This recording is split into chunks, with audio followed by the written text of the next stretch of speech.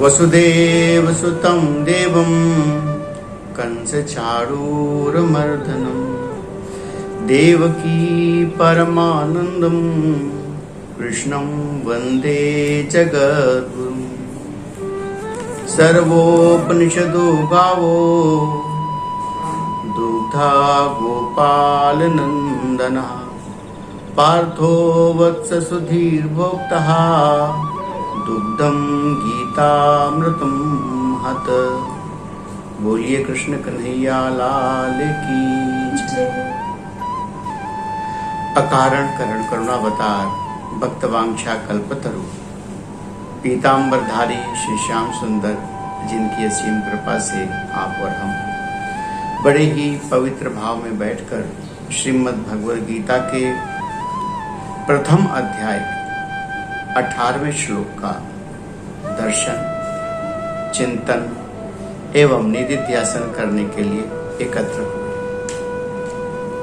सभी साधकों की प्रेरणा से, भगवान की महती कृपा से श्रीमद् भगवद गीता धीरे धीरे हम सब पर अपनी अनुग्रह एवं कृपा बरसा रही।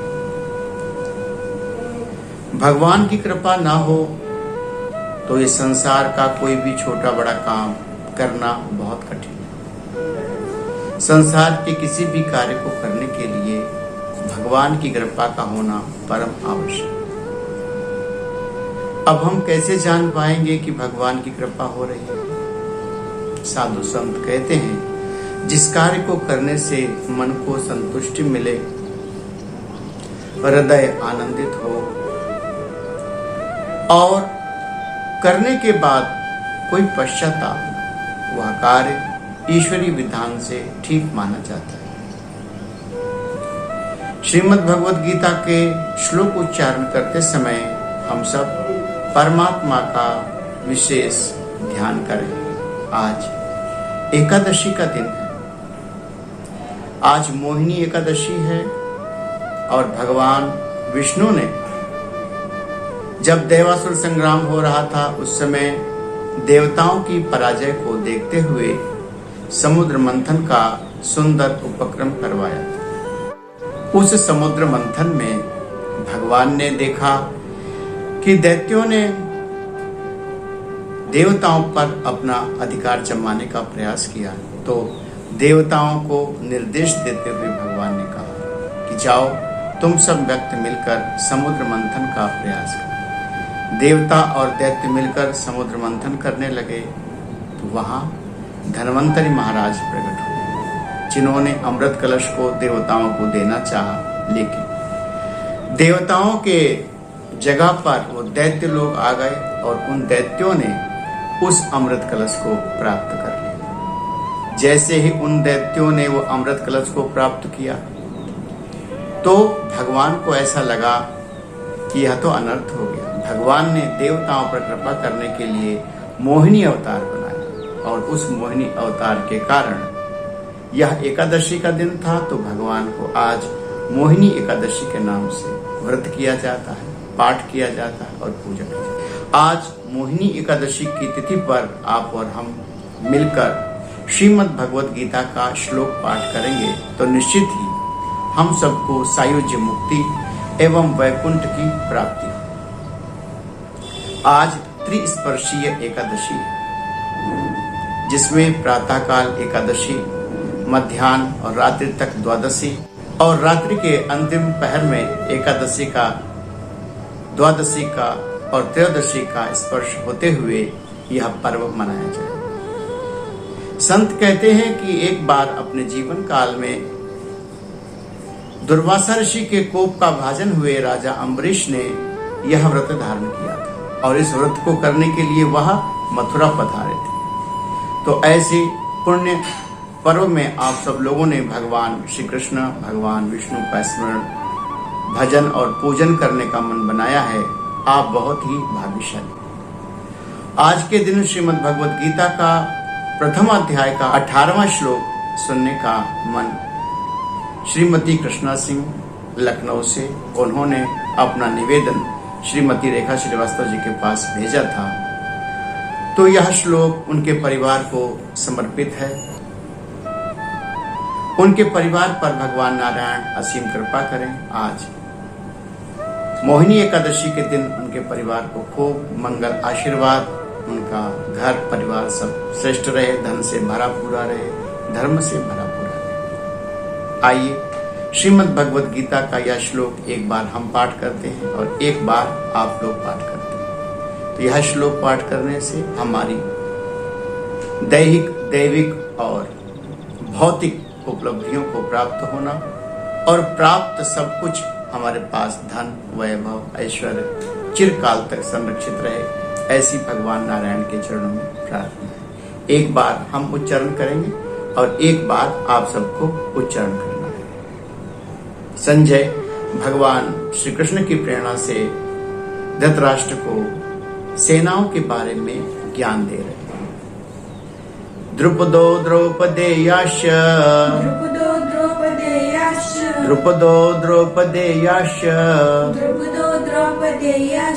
सर्वशः पृथ्वीपते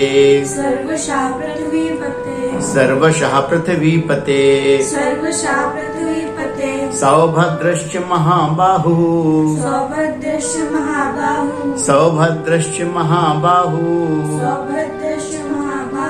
शंखान् दद्मु पृथक् पृथक्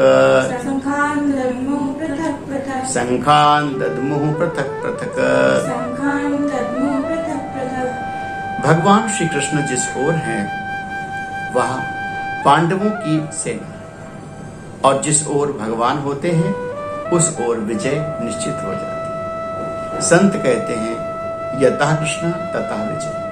भगवान जिस ओर हो जाए उधर विजय ही विजय हो जाए। हम सबको भगवान की कृपा से अपने मन, शरीर, वृत्तियों इन सब पर अपना एकाधिकार करना है। अपने नियंत्रण में समस्त इंद्रियों को कर लेना है। यह श्रीमद् भगवद गीता हमें सिखाती है। आज के श्लोक में भगवान श्री कृष्ण द्रौपदी के 5 पुत्रों के बारे में व्याख्यान बता रहे हैं। द्रुपदो द्रौपदेयाश्च। यहाँ द्रौपदी के जो बेटे हैं उनके बारे में चर्चा हो रही है। ये सब के सब आकर के रण क्षेत्र में शंख का उच्चारण कर, शंख का घोष कर। द्रौपदी एक ऐसा पात्र है जिसका जीवन संघर्षों से भरा। राजा द्रुपद की बेटी बड़े लाड प्यार से पली और एक दिन यह भिक्षा में पांडवों के द्वारा मांग कर लाई और वह कन्या जिन्होंने अपनी तपस्या से 5-5 पतियों की सेवा किया और मृत्यु से पहले एक और मृत्यु को गले लगा। देवर्षि नारद के एक आख्यान में ऐसा आता है कि जब द्रौपदी की भिक्षा मांगकर पांडव मां कुंती के सामने लाए और मां से कहा कि हमने एक भिक्षा मांगी है मां, इसका क्या करें? तो मां ने कहा इसको 5 भाई आपस में बराबर बांट। जैसे ही मां से ये बात हुई, मां ने आदेश दे दिया तो बच्चों ने पूरा वृत्तांत बताया। तो मां असमंजस में पड़ गई, क्या करना चाहिए। तो देवर्षि नारद जी को बुलाया गया। देवर्षि नारद जी आए और उन्होंने कहा कि बेटा तुम द्रुपद राजा की बेटी हो, आज तुम्हारा एक और संस्कार किया जाएगा। तो देवर्षि नारद ने एक लकड़ी की चिता बनाई और उस लकड़ी की चिता में अग्नि प्रज्वलित करी और द्रौपदी से कहा कि तुम इसमें प्रवेश कर जाओ। जैसे ही द्रौपदी ने प्रवेश किया तो वह चिता धू धू करके जल रही थी, उसमें द्रौपदी प्रवेश कर गई। कुछ मंत्रों का उच्चारण देवर्षि नारद ने किया तो वहां से एक एक स्वरूप वाली 5 द्रौपदी अलग अलग प्रकट हुई, जो 5 पांडवों के गुणों को धारण करके आई हुई थी। और बाद में देवर्षि नारद ने वैदिक मंत्रों के उच्चारण से वो 5 शरीर एक में मिला दिए। तो द्रुपद सुता एक तो द्रुपद राजा की बेटी है और दूसरे इसे अग्नि की कन्या भी कहा जाता है। सारा जीवन संघर्ष करते करते अपने बच्चों के, अपने 5 बेटों के लिए उन्होंने बड़ा संघर्ष किया और बड़ी कठिन स्थिति में उनको पाला। लेकिन आपने तो महाभारत सुनी होगी, श्रीमद् भागवत कथा को सुना होगा। उसमें ऐसा दर्शन आता है कि एक दिन द्रौपदी के 5 बालक सो रहे थे और रात में सोते सोते ही उनका सर काट लिया। तो यह हृदय विदारक घटना थी। द्रौपदी की जगह और कोई स्त्री होती तो वह दुखी होकर के अपने प्राणों को खो देती, लेकिन उन्होंने ऐसा नहीं किया। जबकि उनके बच्चों के हत्यारों को सामने लाया गया तो द्रौपदी दया की प्रतीक है। उसने आते ही सबसे पांडवों से कहा, भगवान से कहा कि हे प्रभु, इनको छोड़ दिया जाए, इनको जो है अब मुक्त कर दिया जाए, क्योंकि ये ब्राह्मण का बेटा है जिन्होंने उनके बालकों को मारा था। आज द्रौपदी ने उनकी मुक्ति के लिए प्रार्थना की। यह दया का प्रतीक है। यह सब के सब बढ़िया सुंदर संघ का उच्चारण कर रहे हैं और सबका अलग अलग काम है। भगवान की अनन्य कृपा और उस कृपा के अंतर्गत द्रौपदी के 5 बालक और एक बड़े सुंदर उनके ही परिवार के, जिनका नाम अभिमन्यु है, वो भी शोभा पा रहे हैं। उनकी बड़ी बड़ी भुजाएं हैं। अभिमन्यु जिन्होंने गर्भ में ही भगवान के ज्ञान को प्राप्त कर लिया, जिन्होंने गर्भ में ही चक्रों को भेदने की कला को प्राप्त किया। भगवान कहते हैं कि जो जीव जिस प्रकार के संस्कार का होता है, उसका अगला जन्म भी उसी प्रकार का होता है। आपके जन्म के, पिछले जन्मों के जो कुछ पुण्य है, वह इस जन्म में आपके पास है। कुछ लोग इस जन्म में बहुत पुण्य करते हैं, सत्य के पथ पर चलते हैं, दिन रात दान करते हैं, यज्ञ करते हैं, हवन करते हैं, लेकिन यह सब करने के बाद भी वह दुखी के दुखी रहते हैं। उनके पास धन का अभाव रहता है, उनके पास यश का अभाव रहता है, उनके पास बहुत सी चीजों का अभाव रहता है। संत महापुरुष कहते हैं कि ऐसे लोगों को दुखी नहीं होना चाहिए। इसलिए दुखी नहीं होना चाहिए कि ना जाने पूर्व जन्म में कौन से कृत्य हुए हों और उन कृत्यों के कारण इस जन्म में नाना प्रकार के दुख मिल रहे हैं। तो उन दुखों से हमें घबराना नहीं चाहिए, पुण्य के काम करते रहना चाहिए और उन पुण्य के कर्मों को करते करते क्या पता हमारे पुण्यों से पिछले जन्मों में किए हुए पाप कर्म कुछ कम हो जाए। जिनका फल बहुत ज्यादा मिलने वाला हो सकता है कि वह फल हमें न्यूनतम देकर परमात्मा अपने विधान से उन पाप कर्मों से थोड़ा बचा। तो भगवान की अहद की कृपा, परमात्मा की अनन्य कृपा हम पर और बढ़ जाए, इसके लिए हम आज यह मोहिनी एकादशी का व्रत कर रहे हैं। इस एकादशी के करने से बहुत से यज्ञों का फल प्राप्त हो जाता है। ऐसा लिखा है कि 100 वाजपेयी यज्ञों का फल प्राप्त होता है। आज के दिन जो लोग श्रीमद् भगवद गीता को, एकादशी के महात्मा को, एकादशी की महिमा को, भगवान विष्णु का सहस्त्र नाम, भगवान श्री कृष्ण के सहस्त्र नाम कुछ भी पाठ करते हैं, तो उनको इन जन्म के और पिछले जन्म के सभी पापों से भगवान मुक्त कर देते हैं। पाप से तो आज एकादशी है, हम सब मुक्त हो जाएंगे, लेकिन पाप करने की आदत से भी हमें मुक्त होना है। पाप करने की आदत से मुक्त होने के लिए हमें निरंतर प्रयास करना है। आदत कैसी होती है? आदत होती है कि हम सोचते हैं कि देखो अब हम आज के बाद से झूठ नहीं बोलेंगे, लेकिन वह आदतन किसी को दुख देने के लिए नहीं, अपितु स्वभाववश हम झूठ बोल देते हैं। आदतन अगर स्वभाव को बदलना है तो हमें अपनी आदतों को परिवर्तित करना, और आदतों को परिवर्तित करने के लिए सर्वप्रथम हमें अपने क्रिया पर ध्यान देना होता है। कौन सा हम काम करें जिससे हमारी आदतें बदल जाए। हमारे जीवन में बहुत कुछ ऐसा होता है जो हमें लगता है कि यह पूर्व निर्धारित है। ऐसा लगता है कि यह सुबह पूर्व निर्धारित है, यह शाम को जो होना था वो पूर्व निर्धारित है, लेकिन कुछ अपने संकल्प से, कुछ अपने क्रिया से हम अपने जीवन को बदल भी सकते हैं। अपने संकल्प से, हाँ, जैसे भगवान संकल्प करते हैं, संकल्प से सृष्टि बनाते हैं, तो आप भी संकल्प करेंगे और आपके संकल्प से भी सृष्टि बनेगी।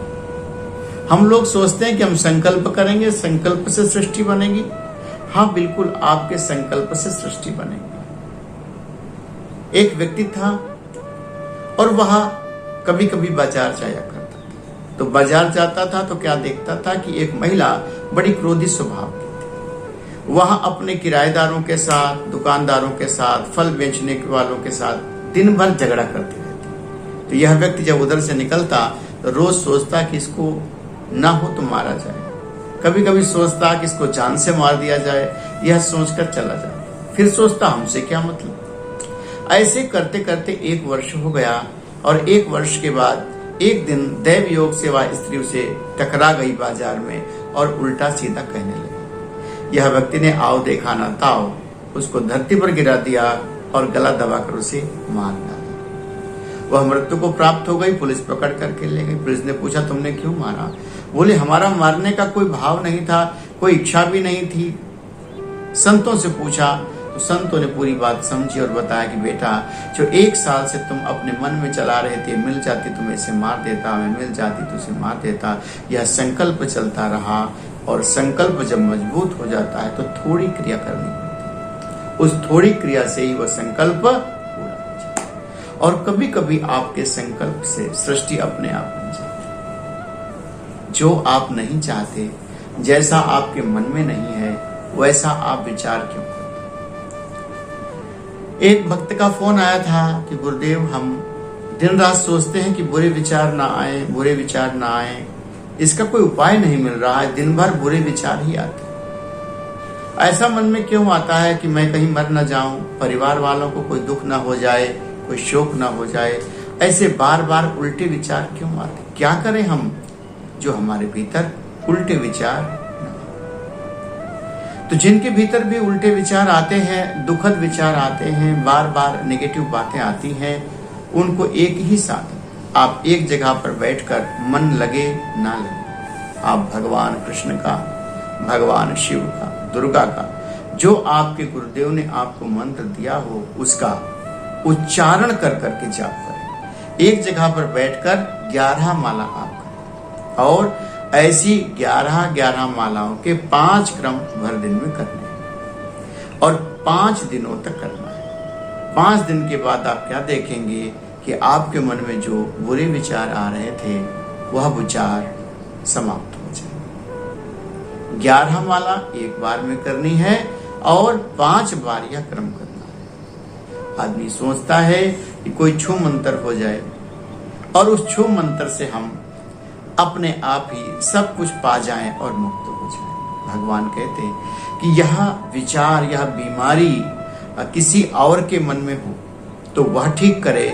यदि विक्रय, यदि हमारे भीतर जो विसंगतियां हैं हमारे भीतर हैं, तो उसको तो हमें को ठीक करना है। यदि हम अपने विसंगतियों को ठीक करना है तो हमें अपने विचारों को ठीक करना पड़ेगा। श्रीमद् भगवद गीता के 18वें श्लोक में भाव से केवल इतना ही बताया गया कि द्रौपदी के 5 पुत्रों ने भी शंख का उच्चारण किया। कोई भी उच्चारण कभी कभी मन को प्रसन्नता दे जाता है और कोई कोई शब्द और कोई कोई ध्वनि ऐसी होती है जो मन को विदीर्ण कर जाता है। आपके साथ भी ऐसा होता होगा कि कभी कभी कोई शब्द आपको बहुत अच्छा लग जाता है और कभी कभी कोई बोलता भी नहीं, लेकिन बिना बोले ही ऐसा लगता है कि यह व्यक्ति हमसे दूर चला गया या हमसे वो नफरत करता है या हमसे वो बात नहीं करना चाहता।